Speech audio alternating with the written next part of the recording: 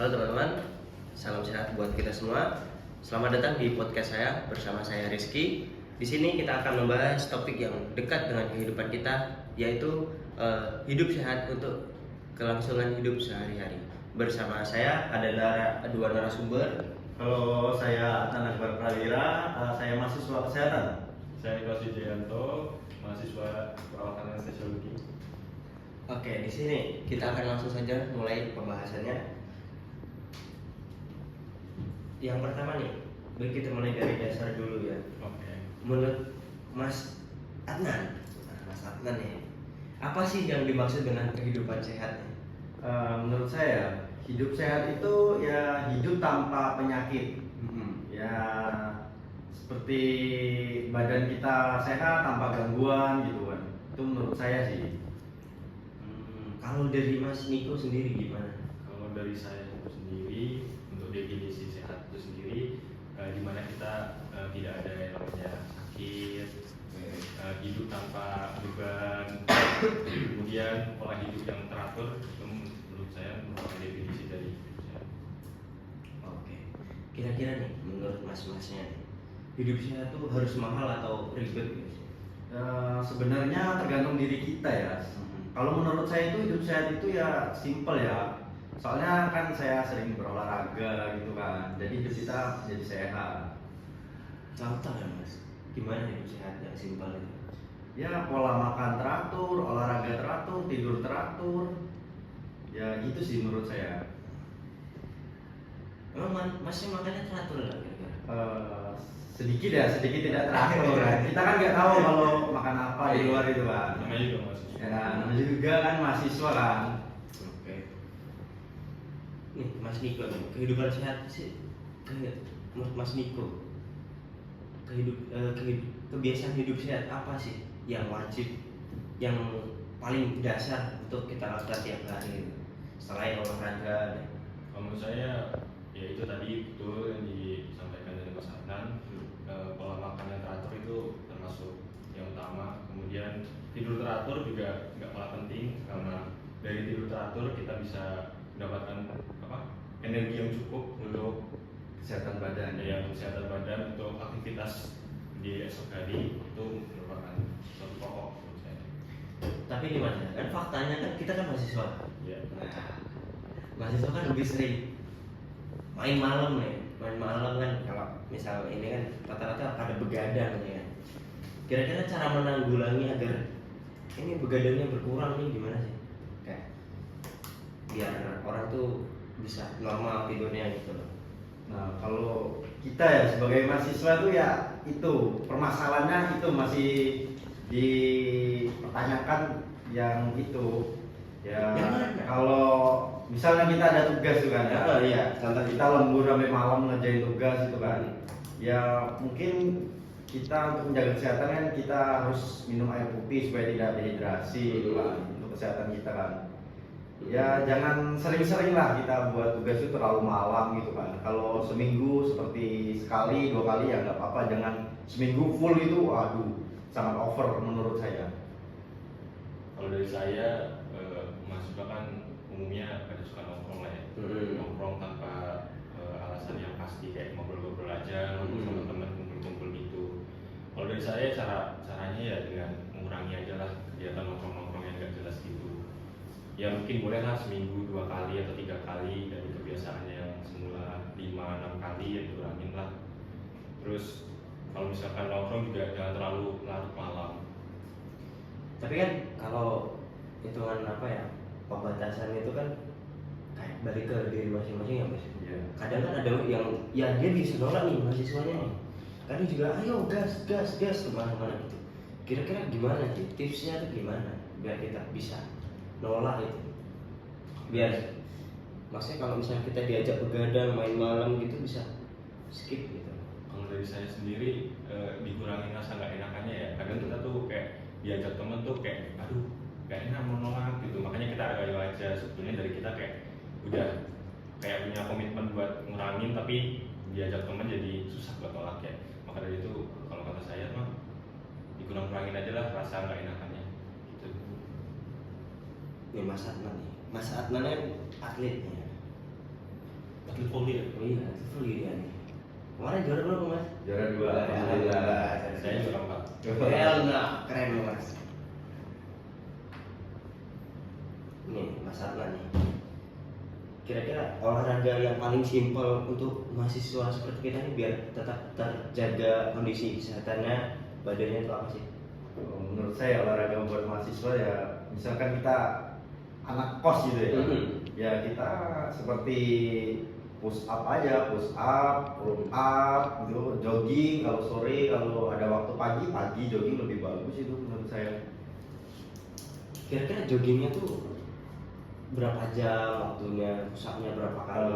Kalau dari saya ya, biasanya kalau saya itu jalan sore sama jalan pagi itu biasanya kurang dari 30 menitan sih, jangan terlalu lama. Nanti badan kita ya, kasihan badan kita lemas nanti ya kaget itu. Nih kalau misal mahasiswa ini kan posisi badannya udah gemuk nih. Dia mau coba dikit-dikit nih. Tips yang tepat tuh mau langsung lari atau jalan kaki dulu? Kalau buat pemula menurut saya jalan dulu supaya kan otot kita biar nggak kaget gitu kan, takutnya ya tegang otot kita kan nanti. Kalau badannya obesitas gitu ya, ya pola makannya harus diatur juga sih menurut saya. Nah, Mas Niko nih, Iya. kemarin udah belajar ilmu gizi mas. Iya. Oke.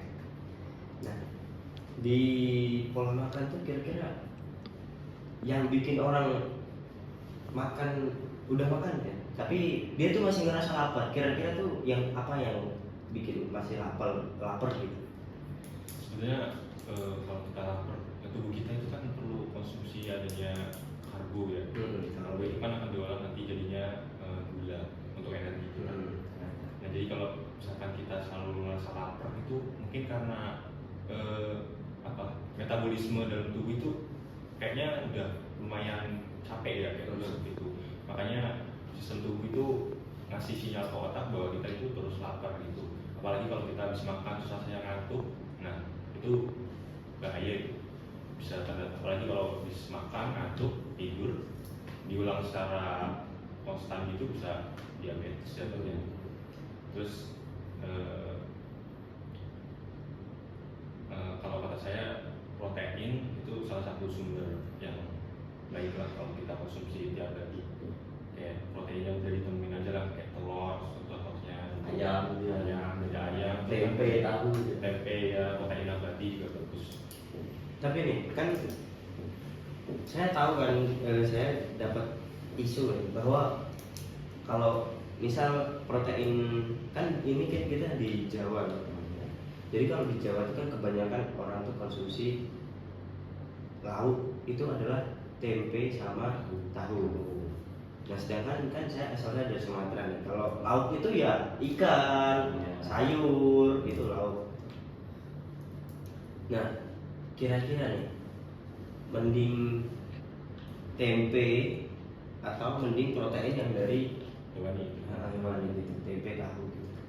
Ya kalau menurut saya sesuai kita anak kos ya, ya yang semampunya aja nggak sih, kayak tempe tahu ya, tapi jangan setiap hari proteinnya tempe tahu gitu kan, kita bosen juga kan, harus ganti-ganti seperti ayam, dada ayam gitu kan, protein juga. Kalau kata saya protein hewani sama nabati itu kan punya manfaatnya sendiri-sendiri. Jadi ya bagusnya ya diimbangi, dan selalu harus nabati aja, hewani aja, diimbangi lah. Kan bisa tuh beli satu porsi nasi padang udah ada ayam, lauknya tempe satu kan udah seimbang. Nih kalau kita udah konsisten nih melakukan pola hidup sehat kan, manfaatnya tuh kira-kira apa aja sih Mas, yang kita dapat? Pasti banyak ya manfaatnya. Manfaatnya ya badan kita semakin kuat ya sih. Ya, selain kesehatan fisik juga kesehatan mental pastinya berpengaruh ya. Psikolog juga berpengaruh kan? Ya pastinya sih. Dari pola hidup sehat kayak mengurangi begadang, makan teratur, pastinya akan mempengaruhi gaya hidup kita juga. Contoh ini, contoh kasus apa bilangnya? Contoh kalau kita pola tidur sehat terus badan kita sehat, ngaruh ke psikologis manusia itu contoh paling kecilnya apa? Contoh baiknya ini berarti.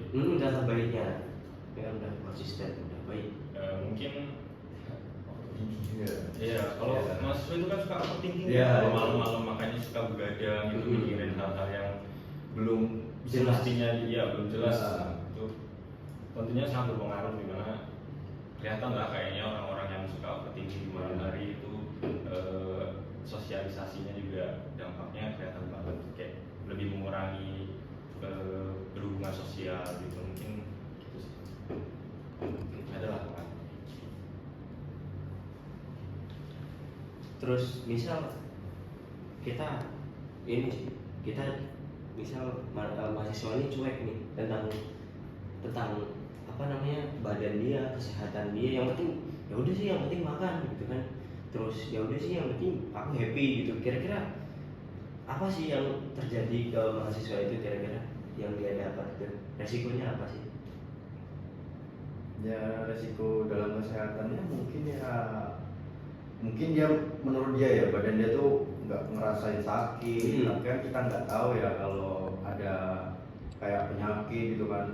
Ya kita lihat aja gimana perkembangan dia ke depannya, apakah dia ngerasa kok badan saya kok makin lama kok makin beda ya, nah, berarti dia memiliki penyakit. Oke. Ini untuk penutup nih dari mas-mas. Kira-kira ada pesan atau pesan ya untuk para pendengar sekalian semuanya ini tentang hidup sehat? Boleh disampaikan ke kamera. Pesan dari saya ya tentang hidup sehat ya. Di kamera mas. Pesan saya jangan menunggu sakit untuk hidup sehat. Nah itu aja. Mas Niko? Oh, pesan dari saya mungkin khususnya untuk mahasiswa ya, karena saya juga sebagai mahasiswa, mulailah hidup sehat itu nggak harus yang mahal, cukup dengan hal-hal yang murah, hal-hal yang di sekitar kita bisa ditemui, Yang simpel gitu. yang simpel aja, seperti contohnya olahraga. Kita dari depan gedung terus naik ke lantai 6, naik Itu udah termasuk olahraga. termasuk olahraga itu, Iya. apalagi kalau kita pakai tangga kan, Iya. peregangan otot kaki jadinya. Terus untuk makanan pun nggak harus yang mahal seperti steak,